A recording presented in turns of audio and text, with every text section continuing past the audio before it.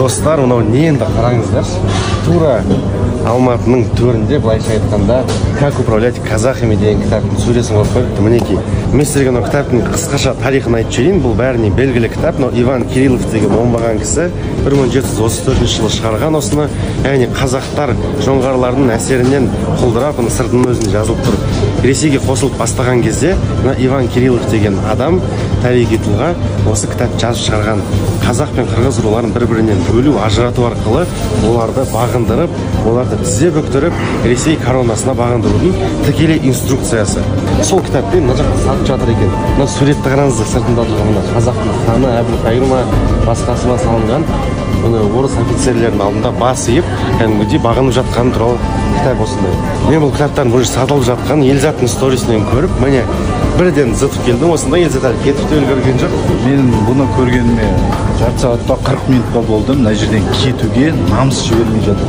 Мынаны қалай тастап кетесің? Мынаны кәдімгідей мазақ етіп, басқа ұлт орыстар деп айтайыншы, осыны көріп, күліп, суретке түсіріп сөйтіп жатқаны менің намысыма тиіп жатыр. Осыны рұқсат берген адамдардың намысы бар ма деген сұрақ туындайды.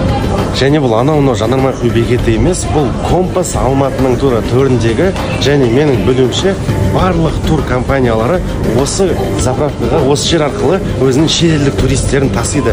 Өздеріңіз мына жаққа таң сағат 7-де келіп көрдіңіздер, толған автобустар, толған шетелдіктер тұратын жер. Және солардың барлығы келіп осы кітапты көреді екен. Суретке назар аударыңыздар. Мынаны түсінбегеннің өзінде мына орыс офицерлері тізе бүгіп тұрған қазақтардың бейнесі бар. Бұл негізі миға қонбайтын нәрсе. Елестете аласыздар ма? Басқа елде, мысалы Қытайда қалай Қытаймен бағындыруға болады, қалай Қытайды бағындыруға болады деген кітап тұруы мүмкін ба? Әлде бұны қазақтарға пособие, яғни осындай қателікті қайталамау үшін деп жазылған болса, осындай суретті қоюға, бейнелеуге, және де оны орыс тілінде жазғаны дұрыс па?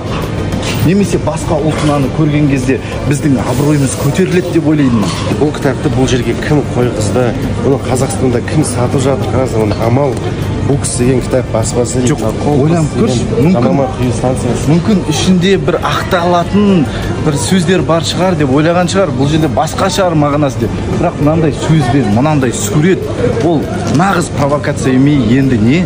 Сондықтан бұның түбіне жетіп көрейік. Бұл не кітап, бұл мына жерде не істеп тұр? Барлығымыз бірге зерттеу жасайық. Мына видеоны сториске салыңыздар. Бұны жаймен қалдыруға болмайды, достар.